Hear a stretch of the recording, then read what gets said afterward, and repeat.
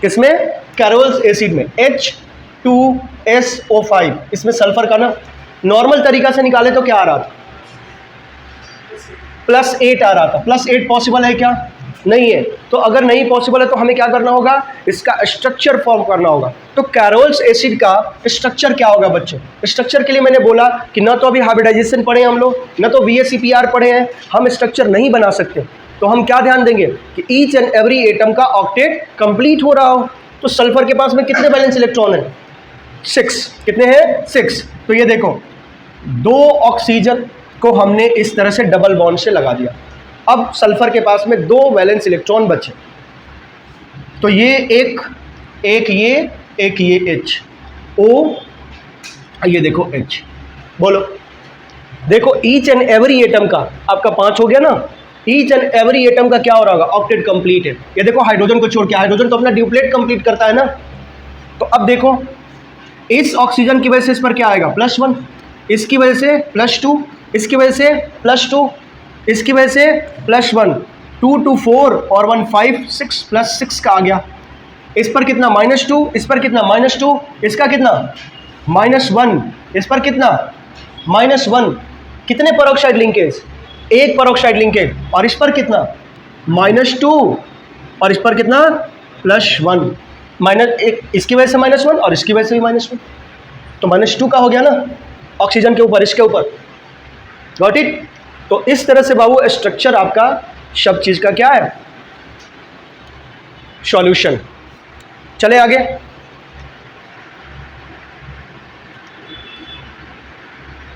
Bleaching powder, ये सब direct आता है बच्चों, गिने चुने 10-15 स्ट्रक्चर हैं और उनको रिपीट करते रहता है एग्जाम में। ब्लीचिंग पाउडर में क्लोरीन का ऑक्सीडेशन स्टेट बताना है, दोनों क्लोरीन का। अब दिक्कत है सर कि ब्लीचिंग पाउडर का फॉर्मूले याद नहीं है। याद है ना? तो जल्दी से बता दो बाबू। 10th क्लास में तो हम लोग पढ़े हैं ना ब्लीचिंग पाउडर का फॉर्मूला, तो जल्दी से बताओ। What is a oxidation state of both chlorine in bleaching powder? मैं बता दूं भाई, कुछ लोग पता नहीं जोड़ घटा रहे हैं, कौन सा मैथमेटिक्स लगा रहे हैं उसमें। CaOCl2 is the formula of bleaching powder. तो 2 Cl है, दोनों Cl का ऑक्सीडेशन स्टेट बताना है। नॉर्मल तरीका से निकाल के देख लो कितना आ रहा है और फिर देखो स्ट्रक्चर बनाना पड़ेगा कि नहीं। एक बच्चा का सही है, प्रियांशु का, आपका भी सही नहीं है। देखिए कैसे ब्लीचिंग पाउडर में क्लोरीन का हमें ऑक्सीडेशन स्टेट निकालना। नॉर्मल तरीका से कोई निकाला था? नॉर्मल तरीका से कितना आ रहा है बाबू? 0। नॉर्मल तरीका से अच्छा 0 आ रहा है। निकाल के एक बार देखा, क्लोरीन का निकालना था ना। कैल्शियम क्या है? सेकेंड ग्रुप का एलिमेंट है। हमने लिखवाया था फर्स्ट और सेकेंड ग्रुप का एलिमेंट का जो ऑक्सीडेशन स्टेट होता है वो कंसिस्टेंटली क्या होता है? 1 +1 और +2 होता है। तो यहाँ पर ये याद है ना, बेटा, मांगे, कार, स्कूटर, बाप, राजी।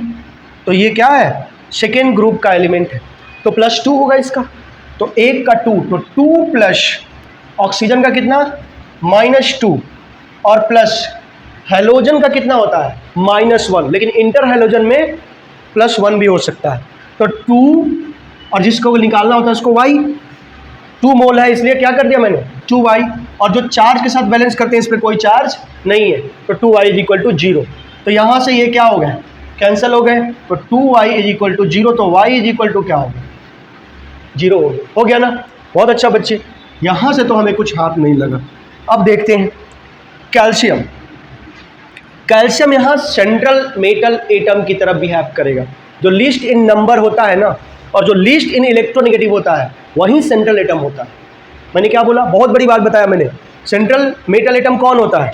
जो सेंटर में रहेगा, जो लीस्ट इन नंबर हो और जो लीस्ट इन इलेक्ट्रोनेगेटिव हो। ठीक है, तो लीस्ट इन नंबर है। आप कहोगे ऑक्सीजन भी तो है सर, लेकिन लीस्ट इन इलेक्ट्रोनेगेटिव सेकेंड वाला पर डिसीजन हुआ। ठीक है, तो ये देखो ऑक्सीजन, एक Cl और एक Cl, कुछ ऐसा स्ट्रक्चर बन जाएगा। अब तो सबको क्लियर हो जाएगा। क्लोरीन और ऑक्सीजन में मोर इलेक्ट्रोनेगेटिव कौन? तुम गलत थे बाबू प्रियांशु। ये क्या हो जाएगा -1 और इस पर क्या आ जाएगा +1। क्लोरीन से ज़्यादा इलेक्ट्रोनेगेटिव है ना। अब बताओ ऑक्सीजन और कैल्शियम में कौन मोर इलेक्ट्रोनेगेटिव है? ऑक्सीजन -1, इस पर क्या आ गया +1। कैल्शियम और क्लोरीन में कौन मोर इलेक्ट्रोनेगेटिव है?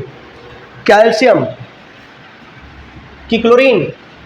क्लोरीन बाबू -1 और ये क्या हो गया +1। तो यहाँ पर कैल्शियम हो गया +2 के स्टेट में, ये ऑक्सीजन हो गया -2 के स्टेट में, और ईच क्लोरीन, एक क्लोरीन पर +1 का चार्ज आएगा और एक क्लोरीन पर -1 का चार्ज आएगा। बच्चों बात समझ में आई? ओके, तो इसको कर ले, फिर नेक्स्ट करते हैं हम।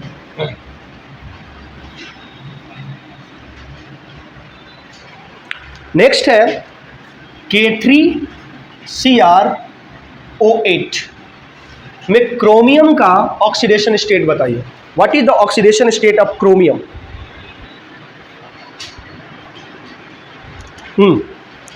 नॉर्मल तरीका से कितना आया? 13 आया। 13 तो पॉसिबल है नहीं, तो देखो अब क्या करेंगे हम लोग। क्रोमियम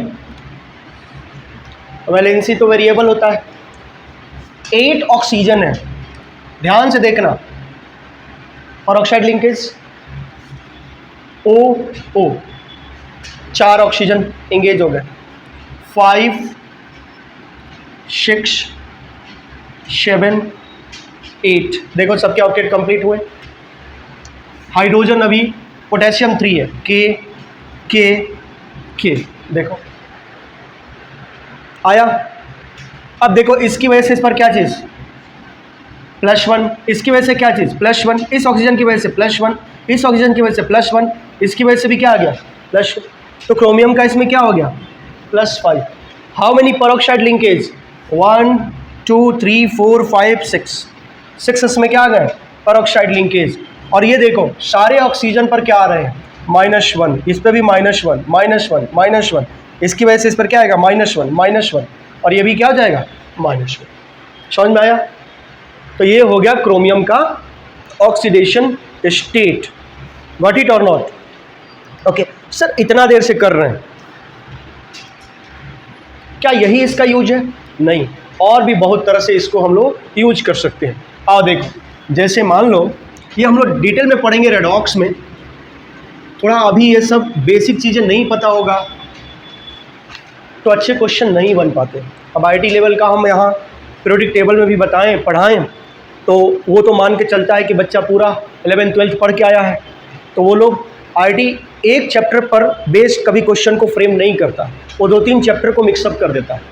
तो इसलिए मुझे थोड़ा बहुत ये सब चीज़ें बतानी पड़ जाती है। ये देखो, जैसे मैं बोलूँ increase in oxidation number, oxidation number या ऑक्सीडेशन स्टेट, इसे कहते हैं, बताओ क्या चीज़? ऑक्सीडेशन। इसे क्या बोलते हैं? ऑक्सीडेशन। और डिक्रीज इन ऑक्सीडेशन नंबर, इसे क्या बोलते हैं? रिडक्शन बोलते हैं। क्या बोलते हैं? रिडक्शन बोलते हैं। आया बात समझ में? अब जैसे मान लो हमने क्या बोला कि एक क्वेश्चन है, मतलब एक रिएक्शन है Zn + CuSO4। हम लोग जानते हैं रिएक्टिविटी सीरीज में जिंक क्या होता है? ऊपर होता है। मेटल एंड नॉन मेटल आप लोगों ने पढ़ा होगा 10th क्लास में। तो ये कॉपर को क्या करेगा? डिस्प्लेसमेंट रिएक्शन, कॉपर को डिस्प्लेस कर देगा। यहाँ से क्या बन जाएगा? ZnSO4 + Cu डिपॉजिट हो जाएगा। होगा कि नहीं?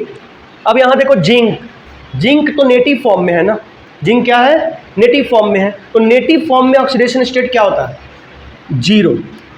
Cu का ऑक्सीडेशन स्टेट क्या होगा? सल्फेट में, मतलब कॉपर सल्फेट में। निकाल के देख लो, Y+ सल्फेट क्या है? रेडिकल है। इस पर कितना चार्ज होता है? सल्फेट पर -2 का। सब भूल गए? कितना होता है? -2 का। तो बाबू इस पर क्या हो गया? -2 = 0। तो Y = क्या हो गया? +2। Y = क्या हो गया? +2। तो यहाँ से Y हो गया +2, और सॉरी कॉपर हो गया +2। जिंक सल्फेट में भी जिंक का कितना होगा? +2। और ये कॉपर नेटिव फॉर्म में है तो क्या हो गया? 0। नेटिव फॉर्म मतलब जिस फॉर्म में वो नेचर में एग्जिस्ट करता है, ठीक है। जब कोई रिएक्शन ही नहीं किया तो उस पर पॉजिटिव और नेगेटिव कोई चार्ज डेवलप नहीं होगा। जो चार्ज डेवलप हो जाता है रिएक्शन में, वही उसका क्या कहलाता है? ऑक्सीडेशन स्टेट कहलाता है। मेरी बात समझ में आ रही है? अभी लिखो मत, सुनो इधर। जिंक 0 से कहाँ जा रहा है? +2 में जा रहा है। तो बोलो इसका ऑक्सीडेशन स्टेट बढ़ा या घटा? इंक्रीज इन ऑक्सीडेशन स्टेट क्या कहलाता है? ऑक्सीडेशन। मतलब इसका क्या हो गया? ऑक्सीडेशन हो गया इस रिएक्शन। कॉपर सल्फेट में कॉपर का क्या है? +2, +2 से कहाँ जा रहा है? 0 में। घटा या बढ़ा? घटा।